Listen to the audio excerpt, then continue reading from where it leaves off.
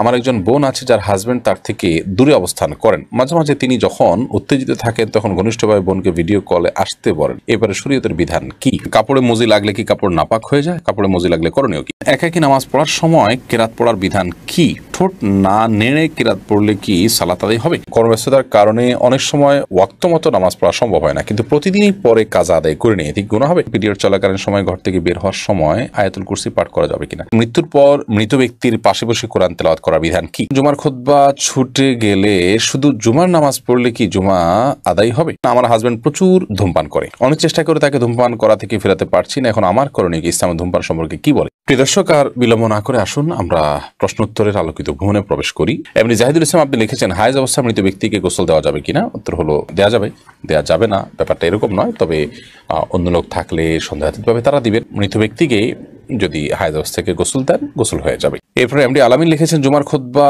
ছুটে গেলে শুধু জুমার নামাজ পড়লে কি জুমা আদায় হবে? জুমার খুতবা যদি ছুটে যায় তাহলে সেক্ষেত্রে শুধু জুমার নামাজ যদি পড়েন তাতেও আপনার জুমা আদায় হয়ে যাবে, অর্থাৎ ওয়াক্তের জুমা আদায় করেছেন ওই সপ্তাহে, সেটি বলা যাবে। কিন্তু এমনটি নিয়মিত হওয়া সন্দেহাতীতভাবে গর্হিত কাজ, কারণ জুমার খুতবা শোনাটাও কিন্তু ওয়াজিব, বিদেশে ওয়াজিবটা ছুটে যাচ্ছে, আপনার ত্রুটিপূর্ণ হচ্ছে। এমনি মতিউর রহমান মতি আপনি লিখেছেন, বিয়ে ঠিক হয়েছে, এখন এই মেয়ের সাথে কথা বলতে পারবো? না, ঠিক হয়েছে আপনি তখন কথা বলতে পারবেন না। বিয়ের আগদ হয়ে গেছে, প্রস্তাব সম্মতি হয়েছে দুজন সাক্ষীর সামনে, তারপর আপনি কথা বলতে পারবেন। ঠিক হয়েছে এর মানে হলো জাস্ট মুখোমুখি ঠিক হয়েছে, আগদ এখনো হয়নি। আর এরকম অবস্থাতে একান্ত প্রয়োজনীয় কোনো বিষয় একজন আরেকজনকে কোনো গুরুত্বপূর্ণ বিষয় জানতে চাইছেন, কিংবা হয়তো কারোর জন্য কেউ কিছু কেনাকাটা করবেন, মাপ জানতে চাচ্ছেন, এগুলো যদি হয় তাহলে টেক্সট মেসেজের মাধ্যমে ফেতনামুক্তভাবে করতে পারেন। কিন্তু এখনো যেহেতু আগদ হয়নি, অতএব আপনার স্বামী স্ত্রী নন, বিদায় স্বামী স্ত্রী সুলভ আলাপ সালাপ, খোশ গল্প, প্রয়োজন ছাড়া আলাপচারিতা, কথাবার্তা, সেগুলো কিন্তু বলা জায়েজ হবে না। আকলিম আক্তার লিখেছেন, নামাজ কখন পড়া উত্তম? ওয়াক্ত শুরু হলে নাকি আজানের পর? ওয়াক্ত শুরু হলে দ্রুততার সাথে নামাজ পড়া উত্তম, তবে জোহর নামাজ খুব বেশি গরম হলে একটু দেরিতে পড়াটা উত্তম। এমনি রফিকুল ইসলাম আপনি লিখেছেন, একাকী নামাজ পড়ার সময় কেরাত পড়ার বিধান কি? ঠোঁট না নেড়ে কেরাত পড়লে কি সালাত আদায় হবে? না, সালাত আদায় হবে না, আপনাকে ঠোঁট নাড়তে হবে। ঠোঁট যদি আপনি না নাড়েন তাহলে সেক্ষেত্রে সালাত আদায়ের জন্য যে কেরাত পাঠের আবশ্যকীয়তা সেটা আদায় হবে না। মনে মনে পড়লেন, সেটাকে তেলাওয়াত বলা হবে না, কেরাত আপনাকে পড়তে হবে। নবী করিম সাল্লাল্লাহু আলাইহি ওয়াসাল্লাম বলেছেন, লা সালাতা লিমান লাম ইয়াকরা বিফাতিহাতিল কিতাব, যে ব্যক্তি সূরা ফাতিহা পাঠ করেনি তার সালাত হবে না। তাহলে এখানে পাঠ করতে বলেছেন তিনি। আপনি যদি মুখ না নাড়েন, ঠোঁট না নাড়েন, জিহ্বা না নাড়েন, তাহলে তো পাঠ হলো না, সেটা কল্পনা হলো, সেটা জল্পনা হলো, সেটা স্মৃতিতে আপনি স্মরণ হলো। তো স্মরণ করতে তো বলা হয়নি, বলা হয়েছে পাঠ করতে। অতএব আপনি ছোট না নামলে নামাজ হবে না। এসবি শান্তা ইসলাম লিখেছেন, আমার হাজবেন্ড প্রচুর ধূমপান করে, অনেক চেষ্টা করে তাকে ধূমপান করা থেকে ফেরাতে পারছি না, এখন আমার করণীয় কি? ইসলামের ধূমপান সম্পর্কে কি বলে? ইসলামে ধূমপান করা অবশ্যই নিষিদ্ধ কাজ। আল্লাহ বলেছেন, রাতুল কবিদিকুল্লাহ তাহলুকা, যাদেরকে তোমরা ধ্বংসের দিকে ঠেলে দিও না, যেটি ক্ষতিকর হবে আপনার জন্য। আপনি জানেন আপনাকে আস্তে আস্তে মৃত্যুর দিকে নিয়ে যাবে, নানা রকম রোগ বালাইয়ের মধ্যে ফেলবে, এবং সেটা বাহ্যিক কোনো উপকারিতা নেই, অপকারিতাই বেশি।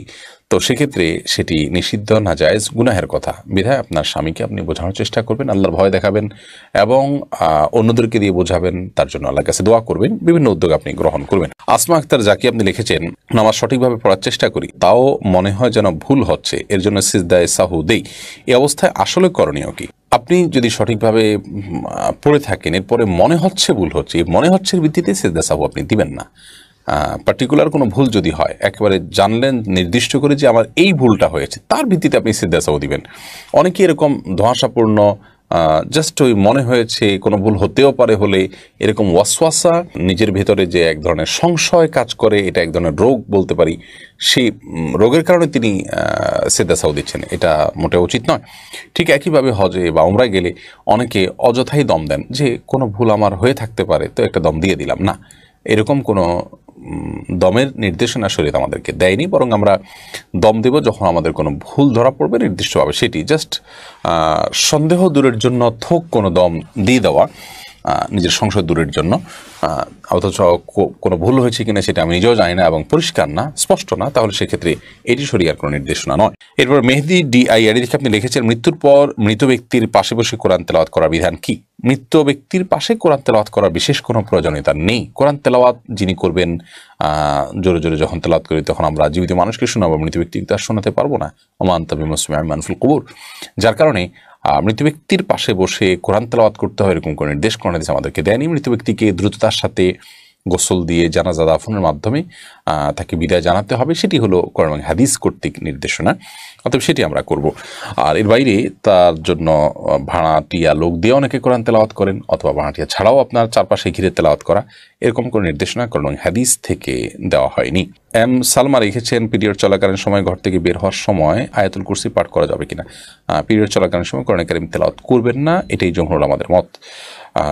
তবে অনেক ওলামা কেরাম এটাকে জায়েজও বলেছেন। আবিদ হাসান আপনি লিখেছেন, কর্মব্যস্ততার কারণে অনেক সময় ওয়াক্ত মতো নামাজ পড়া সম্ভব হয় না, কিন্তু প্রতিদিনই পরে কাজা আদায় করে নিয়ে ঠিক গুনাহ হবে?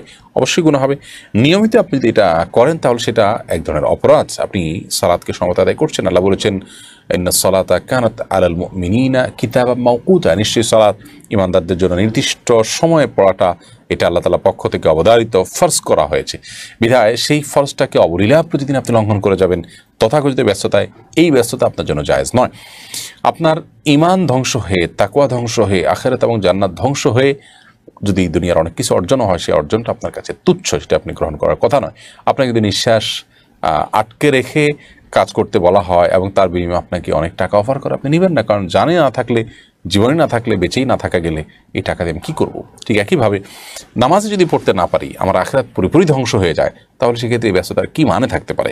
আপনি আপনার পেশা, আপনার অবস্থান পরিবর্তন করে হলো ওয়াক্ত মতো সালাত আদায় করতে হবে। মাঝে মধ্যে এরকমটি হতে পারে, সেই ভিন্ন কথা। জাহিরুল ইসলাম আপনি লিখেছেন, কাপড়ে মজি লাগলে কি কাপড় নাপাক হয়ে যায়? কাপড়ে মজি লাগলে করণীয় কি? কাপড়ে মজি লাগলে অবশ্যই নাপাক হবে, যে জায়গা লাগবে সেটি। মজি বা ওয়াদি এই দুটি পদার্থ মূলত বীর্যপাতের আগে আঠালো পানির মতো আপনার জিনিস বের হয়, এটিকে মজি বলা হয়। পেশাবের সাথে কোত দিলে যে সাদা পদার্থ বের হয় সেটিকে ওয়াদি বলা হয়। এই অনেক সময় হচ্ছে প্রেশারের কারণে বের হয়, এটা চাপের কারণে কারো বের হয়, অসুস্থতার কারণে। তো মজি বা ওয়াদি এগুলো নাপাক, এগুলো যদি লাগে তাহলে শরীর বা কাপড় যে জায়গা লাগবে ওই জায়গাটা ধুইতে হবে, পরিষ্কার করতে হবে। আদিবা আমিন দিবা আপনি লিখেছেন, আমার একজন বোন আছে যার হাজব্যান্ড তার থেকে দূরে অবস্থান করেন। মাঝে মাঝে তিনি যখন উত্তেজিত থাকেন তখন ঘনিষ্ঠভাবে বোনকে ভিডিও কলে আসতে বলেন, এবারে শরীয়তের বিধান কি? আল্লাহ মাফ করুন, এই বিষয়গুলো মৌলিকভাবে জায়েজ যদি সেফটিটা নিশ্চিত থাকে, অর্থাৎ ভিডিও বেহাত হবে, অন্য থার্ড পার্টির কাছে যেতে পারে, এরকম আশঙ্কা থাকলে সেক্ষেত্রে এটা জায়েজ নয়, কারণ সতর্ক ঢাকা এবং নিজের প্রাইভেসিকে রক্ষা করাটা অবশ্য কর্তব্য। আর এই সাধারণত যে সমস্ত অ্যাপগুলোর মাধ্যমে ভিডিও কল করা হয়, এগুলো আমি যতটুকু জানি যে সেগুলো সংশ্লিষ্ট কর্তৃপক্ষের মনিটরের সুযোগ থাকে, যদিও তারা ইন্ডিভিজুয়াল প্রত্যেকটা মানুষকে আলাদা আলাদা করে তার মনিটর করার সুযোগ পায় না। যদি বেহাত হওয়ার বা অন্যের দৃষ্টিগোচর হওয়ার বা অন্যের কাছে যাওয়ার মতো সেরকম আশঙ্কা না থাকে, তাহলে এটা বেসিক্যালি জায়েজ আছে। স্বামী স্ত্রী একে অন্যকে তার শরীরে যে কোনো অংশ দেখাতে পারেন, তবে এগুলোর ফলশ্রুতিতে তাদের উত্তেজনা আরও বেশি বৃদ্ধি হবে, এর ফলশ্রুতিতে তারা হারামে লিপ্ত হতে পারেন, জড়াতে পারেন। আর এই কারণে প্রবাসে খুব দীর্ঘ সময় স্ত্রী ছাড়া একজন স্বামীর বসবাস করা জায়েজ নয়, বা স্বামী ছাড়া স্ত্রীর বসবাস করা জায়েজ নয়। এই জন্যই তো প্রবাসে যথাসম্ভব এইভাবে দীর্ঘকাল অবস্থান করার যে একটা টেন্ডেন্সি বা একটা প্রবণতা আমাদের অনেকের মধ্যে আছে, সেখান থেকে আমাদের বেরিয়ে আসা উচিত।